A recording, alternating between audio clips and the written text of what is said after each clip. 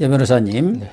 네. 민주당은 지금 정말 내전 상태에 돌입한 것 아니냐는 그런 평가를 듣고 있는데요. 노무현 대통령 때 홍보수석을 지낸 조기숙 이화여대 교수가 최근에 어떻게 민주당은 무너지는가라는 책을 썼는데, 지금 민주당은 외부 요인으로 무너지는 게 아니라 제 발등에 걸려서 스스로 무너지고 있다. 그렇게 지금 진단을 하면서 이러한 위기 상황을 극복하기 위해서 아주 혁신적인 어떤 쇄신 조치를 취하지 않는다면은 결국은 공룡이 도태되는 것처럼 완전히 도태될 가능성이 높다. 이렇게 좀 진단을 했습니다. 그 중에서도 민주당이 왜 이렇게 무너지느냐. 그 핵심은 민주당의 정체성이라고 할 수 있는 도덕성. 이 도덕성을 가지고 유권자 연합이라는 것을 형성해서 그걸 뭐 누가 일일이 하지는 않았지만 역시 민주당 그래도 도덕성이다. 그걸 바탕으로 해서 승리를 해왔는데 지금 이재명 대표 제대 들어서면서 그 도덕성이 완전히 상실되어 버렸다. 그러니까 유권자들이 어디다 기댈 곳이 없으니까 다 흩어져 버린 거 아니냐. 뭐 그런 취지의 책인 것 같아요. 저도 읽어봤습니다. 조기숙 교수의 민주당에 대한 걱정에서 쓴 글이겠죠. 그런데 저는 좀 전에 말씀하신 민주당이 도덕성으로 이때까지 정권을 잡고 유지하고 승리했다. 이 부분은 저는 조금 의문입니다. 왜냐하면은 민주당이 잡은 거는 물론 도덕적으로 그걸 프레임을 내세웠지만 결국은 보수 정당들의 어떤 부패, 그리고 어떤 전투력 부족, 그 다음 보수 정당들이 특히 박근혜 정권의 탄핵 정권 때 봤지만은 그런 어떤 실망, 이런 게 된 거지. 진보 정권, 민주당 정권이 도덕적으로 우월하다 해서 민주당을 지지한 건 아니라고 봅니다. 오히려 보수에 대한 실망으로 그게 반작용으로 된 거지. 그거는 이제 여론이고요. 저는 그 둘을 문재인과 그 전에 두 분 진보를 비교하면은 도덕적, 비도덕적 문제보다도 유능하느냐, 무능하냐. 그리고 국가를 먼저 생각하느냐, 자기 팔을 먼저 생각하느냐. 이 차이지. 도덕적이냐, 비도덕적이냐. 그건 아닌 것 같고요. 그리고 근데 조기수 교수 이런 이야기, 오늘 주제를 좀 이야기 더 해야 될지 모르겠지만은 저는 더불어민주당이 이렇게 지금 이 외부 요인이 아니고 내부 요인으로 망한다 이야기했잖아요. 그런데 대부분의 이제까지 역사상 노마부터 강대국은 전부 다 내부 요인으로 멸망하지 외부 요인으로 잘 멸망 안 합니다. 왜냐하면 힘이 셌기 때문에. 지금 더불어민주당도 169석 공룡 아닙니까? 거의 공룡 정당이죠. 이걸 갖다가 윤석열 대통령과 소수당인 국민의힘이 그렇게 무너뜨리려 해도 난공불락입니다. 이 때문에 외부의 힘으로 망한다 이건 아니고 노마도 있죠. 강성할 때는 아주 도덕적이었고 그렇죠. 어떤 농민군의 도덕성, 정직성, 검소함 이런 걸로 되고 그다음 연합을 했어요. 딴 사람 의견을. 노마가 있죠. 그 큰 제국을 하면서 성공했던 게 점령한 지역을 갖다가 포용 정책을 베풀었어요. 남의 의견을 중시한다는 거죠. 그런데 노마가 멸망하면서 도덕적으로 목욕탕 많이 짓고 귀족들이 향연에 빠지고 그게 하여튼 그거는 이 방송에서는 필설로 말 못하겠습니다만은. 그리고 제일 중요한 거는 남의 말을 무시하기 시작했어요. 뭐든지 정당도 그렇고 국가도 그렇고 강대해지면 있죠. 오만에 빠져요. 더불어민주당이 결국은 있죠. 제가 볼 때는 오만에 빠진 겁니다. 이게 도덕적, 비도덕적. 본래 정당은 도덕적일 수가 없어요. 그거는 정권을 잡는 무리이기 때문에 도덕 가지고 정권 못 잡습니다. 제가 볼 때는.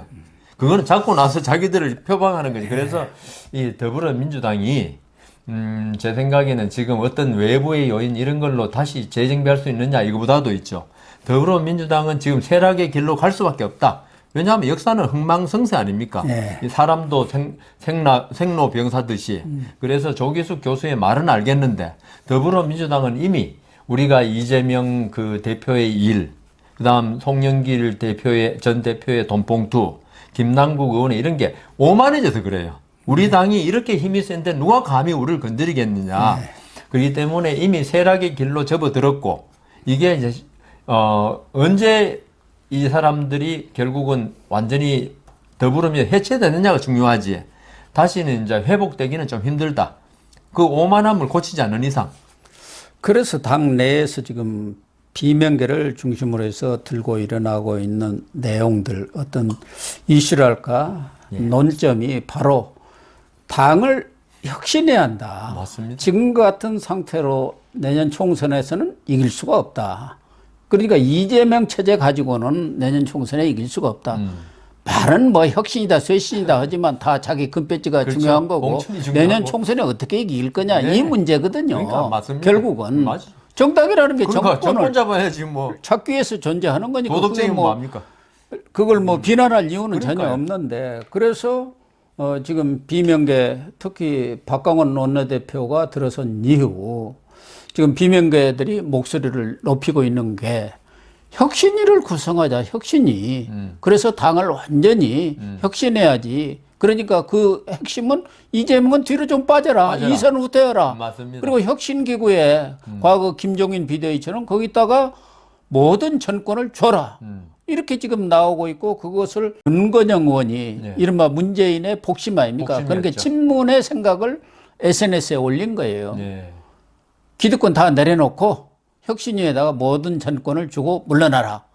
다만 대표직에 대해서는 뭐 갖고 있어도 관계는 없는데 그냥 명목상의 대표로만 있으라. 이렇게 지금 네. 선전포고를 하고 나선 거거든요. 그러니까 그 고 교수님 말씀대로 있죠. 아까 제가 말씀 도덕성 문제라든가 혁신이 좋아요. 말은 좋은데 결국은 공천권을 갖다가 내려놓아라. 그러니까 결국은 있죠. 비명 반명으로서는 있죠. 지금 위기감을 느낀 거예요. 네. 또 이재명 대표가 어떤 온건 합리적인 사람이면 어떤 총선의 승리를 위해서는 어떻게 하는가 그리고 어떻게 어떤 정책을 수용해야 알지만은 저는 이재명 대표는 본인이 살아남고 본인이 2027년 대선 후보가 되는데 관심이 있는 사람이지 어떤 정당의 쇄신 이런 데는 별로 관심이 없는 사람입니다. 그런데 지금 그 이번에 김남국 의원 코인 사건을 쭉 통해서 보면 있죠. 그 몇 사람은 하여튼 이재명 친명들은 이 김남국 옹호하는데 온갖 지금 화력을 집중하고 있어요. 그렇습니다. 이걸로 인해서 이재명 대표가 타격을 받으면요. 본인들도 위험해지거든요. 그런데 비명 반명은 이렇게 화력을 갖다가 김남국 코인으로 힘듦에도 불구하고 이재명 대표가 끝까지 당권을 놓지 않으면 결국 계속 비명 반명으로 지금 분류된 사람들은 이게 위험해질 수 있어요, 공천에서. 예, 이 때문에 당연하죠. 혁신이란 걸 만들어서 이재명 대표의 대표 명칭만 사용하고 권한을 내려놓으라는 거는 공천권은 제3의 기구, 독립기구, 뭐 독립기구라 해봤자 뭐 결국은 비명, 반명, 그 친명이 같이 들어가는 혁신이 그 대표한테 넘기라는 거죠. 넘기라는 과거 거죠. 김정인처럼 그러니까 그렇게 그거 넘기라는 하라는 거예요. 그런데 그래서 저는 이게 과연 이재명 대표가 그걸 수용할지 저는 오늘도 뭐 보도를 보니까 수용하지 않겠다. 아니 그러니까 그렇게 선전포고를 하니까 24일 날 이재명 대표가 당내 그 유튜브 있습니다. 홍보 네, 유튜브. 있습니다. 거기에 민영배 의원 알죠? 예, 탈당했다가 탈당했다 위장 탈당했다가 탈당하고. 복당시킨 사람 그 사람하고 서은숙 최고위원이라고 이름 처음 들어보죠. 네? 부산시 당 뭐의 위원장인가 하는데 지명직 최고위원이요. 이 민영배 서은숙이 데리고 거기서 유튜브를 해요. 네, 알고 있습니다. 예, 그래가지고 그 유튜브에서 그런다고 내가 물러날 줄 아느냐. 절대 그런 일 없으니까 안심하세요, 개딸들. 이렇게 얘기를. 그러니까 반격을 한 거예요. 나 못 물러난다. 네, 아니, 비명, 반명이 예. 이재명 대표를 너무 우습게 본 거예요, 그거는. 이재명 물러나라고 입장에서는 아이고. 지가 한 발 물러서면은 자기는 또 죽는다고 물러서야 돼. 보는 거죠. 이게 죽는다고 보는 거예요. 이재명 대표가 정상적인 대표 같으면은 한 발 물러서고 도덕성이 있다면은 예. 하지만 지금 이재명 대표는 어떻게 보면 사법적으로 사면 초과에 몰린 사람입니다. 한 발 물러서면 절심에 당 대표만 어쩌고 가지고 뭐 나머지는 하라 그러지만 한 발 물러섰다 합시다. 그럼 낭떠러지라고 보는 그럼 거예요. 또 물러서라 그래요. 예. 대표직 사퇴. 또 그거 끝나면 의원직 사퇴라 그럴지도 몰라요. 아니 지금 네. 비명들은 총선 불출마 선언까지 하라고 그러니까요. 지금 하는 거예요. 그래야 이게 당이 살아난다. 이 그러니까요. 얘기 그래서 이재명 대표가 저는 어떻게 그 같이 당을 하고 있으면서 이재명 대표를 그렇게 모르나. 그리고 이재명 대표의 지금까지 살아온 이력을 볼 때 이분은 엄청나게 생존 능력이 강한 사람이거든요. 생존에 대한 열망이. 이 때문에 비명 반명도 이걸 혁신위를 계속 강조함으로써 어떤 이재명 대표로부터 그래도 뭔가 끌어내려고 공천에 관한 총선에 관한 어떤 걸 한 거지. 제 생각에는 과연 사퇴까지 요구는 하지만 얻어낼 수 있을까? 저는 의문입니다. 그건 이제 또 정치라는 게 늘 생물처럼 알 수는 변하는 없죠. 것이고 지금같이 이렇게 악화된 상황, 여론이 더 지지율이 떨어질 경우 이재명으로서 버틸 힘이 없죠. 다 의원들이 돌아서는데 그렇죠. 버틸 장사가 있습니까? 철험에 몇 명 가지고. 근데 지금 이제 곧 1차 접전을 벌일 시간이 다가옵니다. 윤관석이고 이성만 이 사람은 물론 탈당했지만 송영길이고 이재명이라는 건 뗄래야 뗄 수 없는 그렇죠. 사이 아닙니까? 예. 이 사람들에 대해서 검찰에서 구속영장을 청구했으니까 30일 날 네. 본회의 보고하고 6월 2일까지 72시간 내니까 거기서 처리를 해야 한단 말이야. 그렇게 되니까 1차 접전은 이 윤관석, 이성만 체포 동의안 처리가. 그렇죠. 그런데 지금 친명이라든가 이런 쪽에서는 검찰 저렇게 기획수사하고 있는 거 그거 우리가 그대로 검찰의 장난에 놀아놔야 되느냐, 부결적으로 해야 하는 거 아니냐 이런 얘기들 하고 있지만 비명은 무슨 소리냐, 이러다가 우리 다 죽는다 이렇게 해갖고 여기서 지금 붙게 생겼어요. 그러니까 지금 이 두 의원에 대한 체포 동의안 이 의결이 사실 더불어민주당 특히 이재명 대표한테는 외통수에 몰린 것 같아요. 그러니까요. 예. 그게 지금 더불어민주당은 이게 통과시켜도 문제고 안 시켜도 문제고 안 시키면 이번에 지금 녹취록이 나와버렸단 말입니다. 예. 근데 뭐 안민석 의원 같은 거 그 녹취록 누가 믿느냐, 그것만 가지고 할 수 있느냐, 의심만 가지고 하느냐 하는데 이게 지금 유무죄 판단이 아니고 체포 동의안 해가 수사를 하겠다는 그 체포 동의안인데 안민석 의원도 참 어지간하다는 생각이 들고요. 그런데 거기서 만일에 그 부결이 되면 더불어민주당은 진짜 아까 말씀하신 조기숙 교수 도덕적 파산이 도덕적으로 파산 상태입니다. 이거는. 네, 예, 그렇게 파격 정도가 아니고 지금 노웅래 의원 그렇게 부결됐죠. 네. 뭐 이재명 대표와 말할 것도 없지만 여기서 이번에 그 녹취록까지 나오고 누구죠? 갑자기 그 여자 사무부총장 이정근 거기서 다 나오고 녹취록 나왔기 때문에 이번에 어쩔 수 없을 것이다 말을 많이 하는데도 친명은 그거 가지고 어떻게 우리가 동의해 줄 수 있느냐 이러고 있는데 문제는 이제 그렇고 나오면은 네. 6월 중에는 네. 이재명 체포 동의안이 그러니까요. 넘어오면 그러면 어떻게 할 거냐. 그러니까 그때는. 이게 가결돼 버리면은 네. 이 이재명은 어떻게 되느냐 진짜 우리가 일관성 있게 친명에서는 다 노웅래도 부결, 부결하자. 이재명 1차 부결, 이번에 또 윤관석도 부결, 그리고 이재명도 부결해야 일관성이 있는 일관성이 있죠. 좀 더 검찰의 어떤 정치 탄압이라고 예. 하는 주장에 맞아 들어가는데 지금 이 두 의원 이번에 그 체포 동의안 그 심사 올린 두 명에 대해서는 정말 더불어민주당도 그렇게 하기가 힘든 게 녹취록이 나오고 지금 관계 증거가 뚜렷하단 말입니다. 이 때문에 지금 참 힘들고 이재명 대표로서도 정말 이제 가시방석에 앉은 느낌일 겁니다. 그러니까요. 예. 이거까지 하면은 국민들이 볼 때 이게 만일에 김남국 의원 사태도 없었고, 뭐 송영길 의원 대표하고 관련된 사건이니까 뭐 송영길 거기 말할 것도 없지만은 그런 그 어떤 또 이재명 사태도 없었고, 예? 노웅래 사태도 없었다 그러면 이 두 건만 왔으면 부결시켜도 뭐 할 건데 지금 아까 조기숙 그 교수 말대로 지금 파탄 상태에 있는데 이거까지 해버리면 더불어민주당에 대해서 도덕성 제가 아까 도덕 가지고 먹고 사느냐 그랬지만은 국민들이 볼 때는 이건 진짜 이거는 이런 믿을 수 없는 정당 이렇게 되기 때문에 내년 총선이 있으니까 울며 겨자 먹기식으로 할 수밖에 없고 지금 더불어민주당 내부 사정을 볼 때 아까 그 광화문 집회 이야기도 하셨지만은 지금 비명 반명 플러스 숨의 샤이 반명 비명이 꽤 있단 말입니다. 그렇죠. 샤이가 많죠. 샤이가 많아가지고 지금 이재명 대표 앞에서 큰 소리는 안 내지만은 적극적 의사 표시는 안 하지만 국회에 들어가가지고 그건 인사에 관한 문제이기 때문에 그 비밀 투표라고 비밀 그랬죠. 투표요. 그러니까 돌아설 가능성이 많고. 그 두 사람이 제 생각에는 아마 이번엔 체포 동의안 또 그리고 한번 그거 있잖아요. 국민의힘의 허 의원인가요?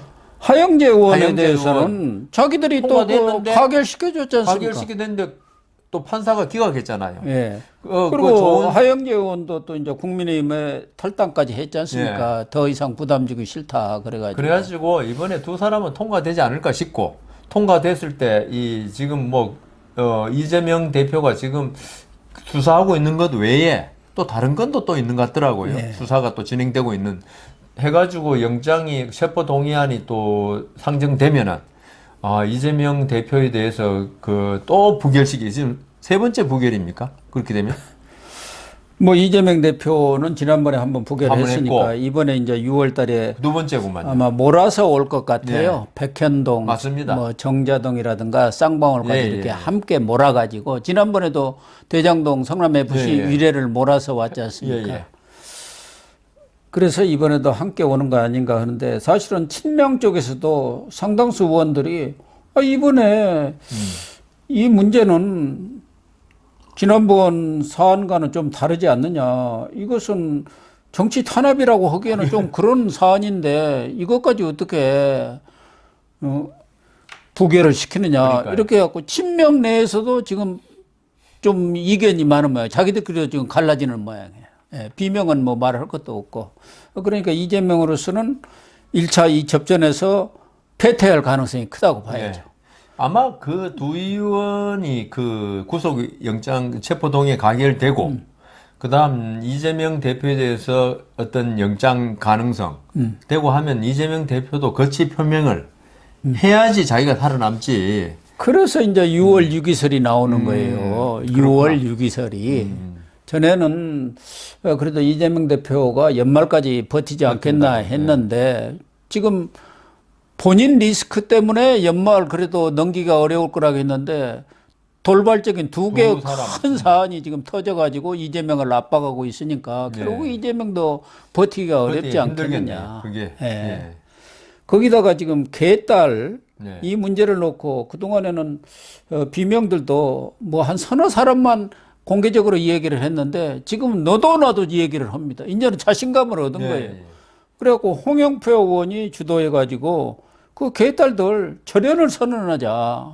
특히 이번에 이 김남국 사태와 관련해서 청년 정치위원회, 청년 정치인들이 성명을 냈어요. 반성하라고. 예, 예. 그걸 가지고 개딸들이 문자폭탄을 아주 날리니까 그걸 빌미로 해서 비명이 딱 명분이 있지 않습니까? 예, 명분이 있죠. 이 개딸들 더군다나 이 팬덤 정치를 절연해야 한다. 이걸 25일 의총에다 딱 제안을 하자고 해갖고 의결을 하자고 했는데 좀 논란이 일어가지고 의결까지는 안 갔지만 대변인 그 브리핑을 통해서 이런 의견이 모아졌다 의원들의 그렇게 입장을 정리를 했으니까 지금 비명의 세를 얻어가고 있다고 봐야죠. 그건 이때까지는 좀 추상적이었고 그다음 명확한 어떤 증거가 드러나기 힘든 사안들이 있지 않습니까? 네. 그 이재명 대표라든가. 네. 근데 김남국 의원 사건은 있죠.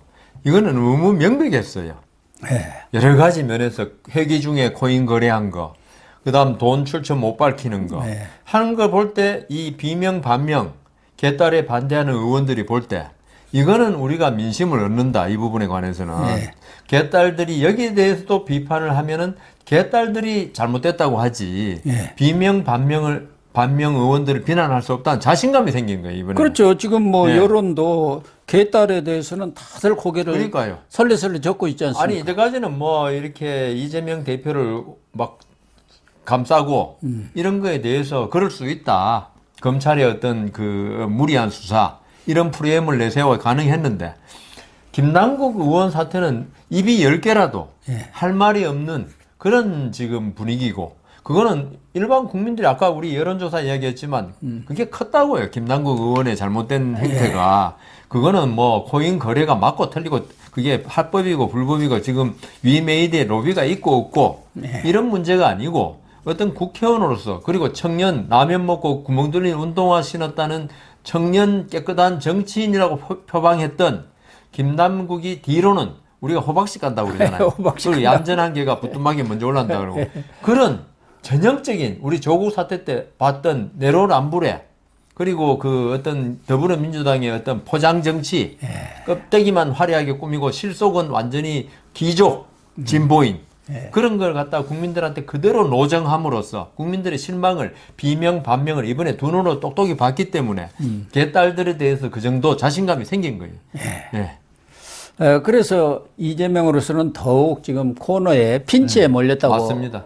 봐도 될 것 같은데 이재명도 이 개딸 문제가 나오니까 거기에 다시 핑계를 들이댄 게 이원호 의원이 얼마 전에 개딸들이 보낸 문자라 해갖고 공개를 했어요. 예, 예. 이렇게 험한 요구를 한다. 근데 이제 직접 조사해 보니까 개딸은 아니고 그러니까 정당원은 아니더라는 거예요. 민주당 정당원이 아니니까 그거 봐라. 그건 민주당 정당원도 아닌데 무슨 근거로 이걸 개딸이라고 대표고 연계시켰냐고 반격을 가한 거예요.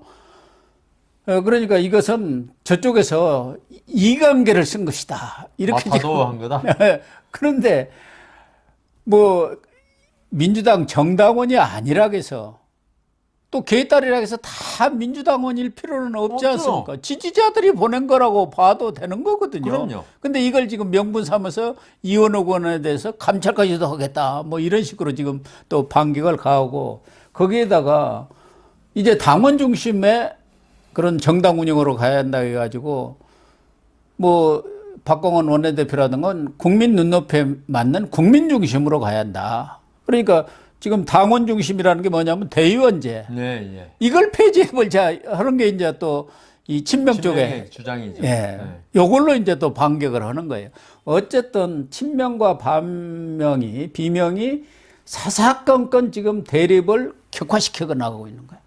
그게 결국은 헤게모니 장악을 위해서 내전이 네. 본격화되고 있다. 뭐 가까이는 내년 총선을 향한 예. 공천권 확보. 그게 이제 싸움이고, 1차적인 거죠. 그다음 좀 더 멀리는 아까 조기숙 그 교수 말한 대로 민주당의 정체성. 예. 그래도 저는 민주당 내에서도 어떤 합리적이고 이런 생각을 가진 사람이 있다고 봅니다. 많죠. 네, 그 정치를 올바르게 하려고 노력은 했으나 뭐 이재명 체제 하에서 자기 목소리를 못 냈지만 언제든지 어떤 바른 목소리를 내고자 하는 의원이 분명히 있다고 보고 당원도 그런 사람이 있다고 보는데 지금 더불어민주당은 사이비 종교 집단처럼 점점 변해가고 있다는 그런 위기의식을 느꼈기 때문에 아마 그 가까이는 공천 문제에 불과하지만은 내년 총선에서 아마 더불어민주당이 참패한다면은 민주당이 오히려 건전한 정당으로 바뀌는데 그렇게 되겠죠. 밑받침이 되지 않을까 그런 생각도 합니다. 그렇게 되면은 이재명 세력은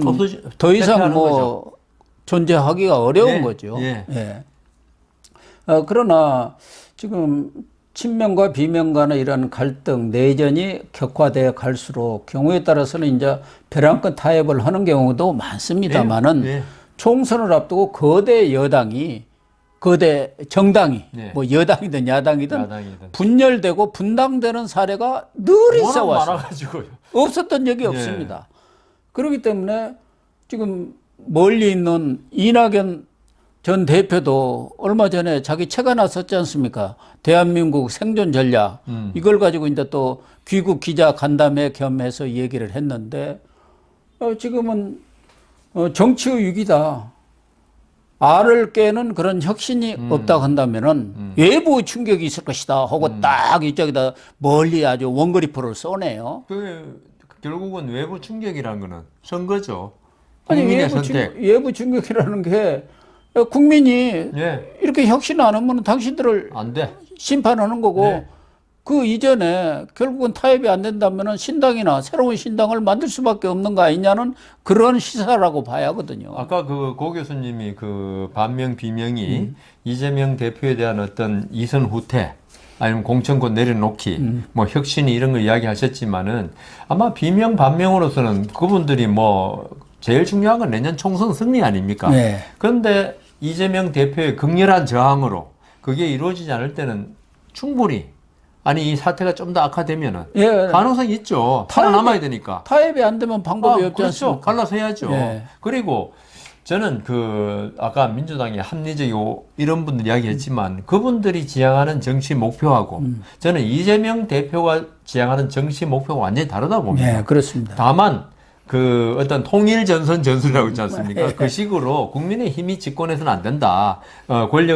국회 권력까지 잡아서는 안 된다. 이런 공통의 목표가 있기 때문에 지금까지 버텨왔어요.